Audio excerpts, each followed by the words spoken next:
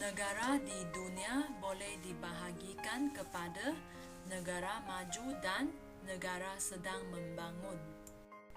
Negara maju merupakan negara yang menikmati tahap pembangunan yang tinggi berdasarkan ukuran pendapatan per kapita, iaitu negara yang tinggi keluaran dalam negara. Antara contoh negara maju ialah Amerika Syarikat, Indonesia, Korea, England dan sebagainya. Negara sedang membangun atau negara dunia ketiga merupakan negara yang tidak mempunyai sebarang industri yang sophisticated dan mempunyai pendapatan per kapita yang rendah. Contoh negara sedang membangun ialah Malaysia, Indonesia,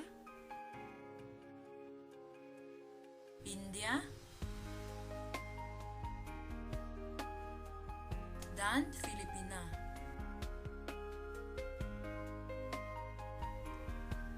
Seterusnya, kita akan melihat halangan pembangunan oleh negara-negara sedang membangun.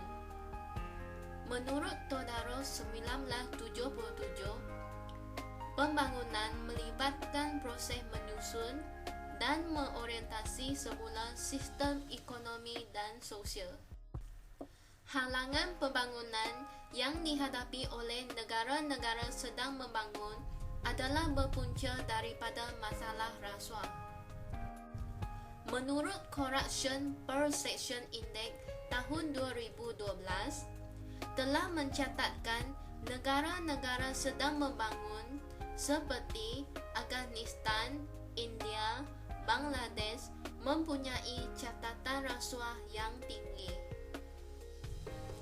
Menurut Dr. Mahathir Mohamad, rasuah merupakan satu halangan utama yang menyekat pembangunan sesebuah negara. Faktor penyumbang kepada berlakunya masalah rasuah ialah disebabkan oleh karena birokrasi yang terdapat dalam sesebuah sistem pentadbiran. Karena birokrasi akan menyebabkan seseorang individu itu mengambil cara mudah dengan merasuah seseorang pegawai dalam memperoleh apa yang diingini, contohnya tender projek. Faktor penyumbang yang kedua ialah nilai integriti yang rendah. Nilai integriti amat sinonim dengan iman seseorang untuk mempunyai rasa tanggungjawab dan amanah apabila diarahkan untuk memegang sejumlah wang. Seterusnya, kita akan melihat kepada kesan masalah rasuah terhadap pembangunan. Di dalam Keratan Akbar ini telah menyatakan bahawa amalan rasuah menjejaskan integriti, kredibiliti sektor awam. Kesan daripada rasuah akan menyebabkan rakyat tertindas, di mana berlakunya jurang kemiskinan yang ketara antara golongan kaya dan golongan miskin. Selain itu, kesan rasuah kepada negara ialah akan mencemarkan imej sesebuah negara. Hal ini akan menyebabkan negara luar tidak mempunyai keyakinan untuk melabur.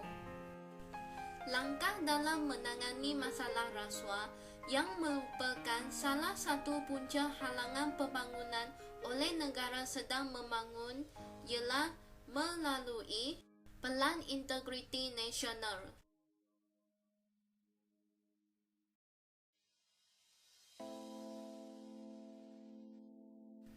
Antara langkah yang dilakukan oleh negara sedang membangun, contohnya seperti Malaysia, telah menubuhkan Suruhanjaya Pencegahan Rasuah untuk menangani masalah rasuah. Di Malaysia, SPRN adalah sangat penting untuk membantu memerangi masalah rasuah. Selain itu, penguatkuasaan undang-undang juga boleh dilakukan di mana pihak yang berkuasa harus menguatkan lagi hukuman jenayah rasuah. Contohnya, di Malaysia, terdapat 5 agensi yang telah bekerjasama dalam membantah rasuah seperti Kastam Diraja Malaysia, Jabatan Pengangkutan Jalan, Polis Diraja Malaysia, Suruhanjaya Pencegahan Rasuah Malaysia dan juga Jabatan Imigresen. Selain itu, akta-akta rasuah juga boleh diperkenalkan untuk mencegah rasuah. Peranan individu itu sendiri juga amat penting untuk mengelakkan diri daripada melakukan jenayah rasuah.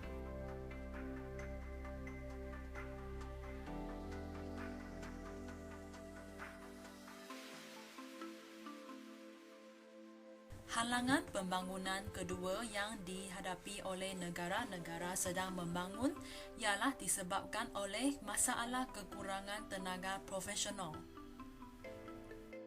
Faktor penyumbang kepada berlakunya masalah kekurangan tenaga profesional ialah disebabkan oleh peraliran keluar tenaga profesional tempatan.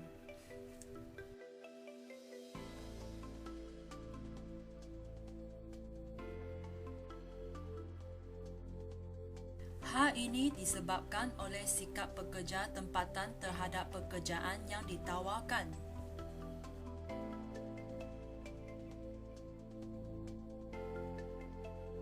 Selain itu, mereka lebih suka bekerja di negara asal pengajian selepas tamat pengajian disebabkan oleh rasa glamour bekerja di negara asing.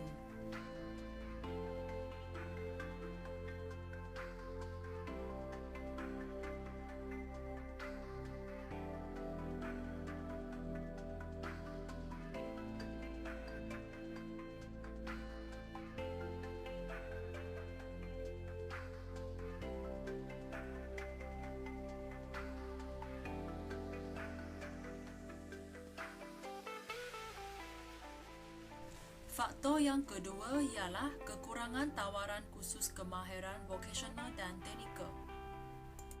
Salah satu inisiatif yang dilakukan oleh negara membangun seperti Indonesia telah menubuhkan sekolah vokasional dalam menghadapi halangan pembangunan.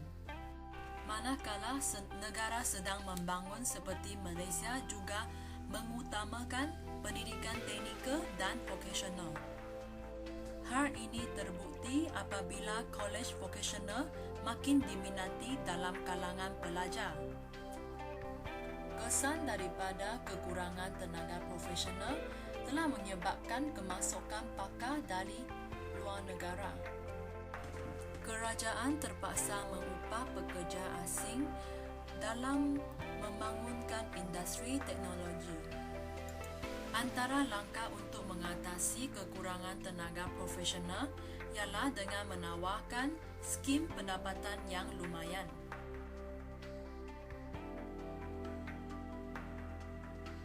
Langkah yang seterusnya ialah dengan membuka kuota beasiswa. Berita baik ini akan memberi peluang kepada pelajar melanjutkan pelajaran ke luar negara untuk mempelajari kemahiran teknologi dan vokasional. Halangan pembangunan ketiga yang dihadapi oleh negara-negara sedang membangun ialah disebabkan oleh masalah kekurangan penyelidikan dan pembangunan. Faktor penyumbang kepada berlakunya masalah ini ialah disebabkan oleh kos penggunaan teknologi yang sangat tinggi. Kos penggunaan teknologi yang sangat tinggi telah menyebabkan pengusaha lebih suka mengintensifkan buruh berbanding mengintensifkan teknologi. Faktor penyumbang berlakunya masalah kekurangan penyelidikan dan pembangunan adalah disebabkan oleh kekurangan makmal penyelidikan dan pembangunan. Kekurangan makmal penyelidikan dan pembangunan di negara-negara sedang membangun telah merupakan punca berlakunya halangan pembangunan. Masalah kekurangan penyelidikan dan pembangunan telah menyebabkan berlakunya kes seperti barangan tidak berkualiti. Ini merupakan salah satu gambar yang menunjukkan barangan yang tidak berkualiti. Manakala Kerajaan Akbar ini telah menunjukkan bahawa peniaga menjual barang import dari China, Taiwan, Jepun, Korea yang berkualiti rendah, tidak mesra pengguna dan memudaratkan kesihatan. Manakala Kerajaan Akbar ini telah mengisahkan tentang cucukan maut yang disebabkan oleh produk elektrik seludut yang bermutu rendah. Langkah untuk mengatasi masalah penyelidikan pembangunan ialah melalui pelaburan asing. Kenyataan ini adalah tentang aliran masuk foreign direct investment yang berlaku pada tahun 2009 hingga tahun 2010. Catatan menunjukkan bahawa semakin banyak pelaburan asing, semakin meningkat kadar pertumbuhan dalam sesebuah negara. Halangan pembangunan yang dihadapi oleh negara-negara sedang membangun boleh diatasi dengan pertukaran mesin dan teknologi dari negara luar. Langkah inisiatif seperti pertukaran mesin dan teknologi dari negara luar mampu membantu meningkatkan pembangunan negara-negara sedang membangun.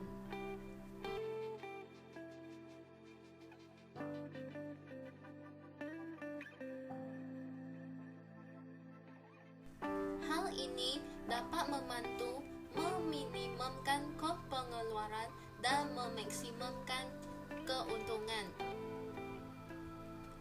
Keuntungan yang diperoleh oleh pengusaha akan membantu meningkatkan pendapatan per kapita negara.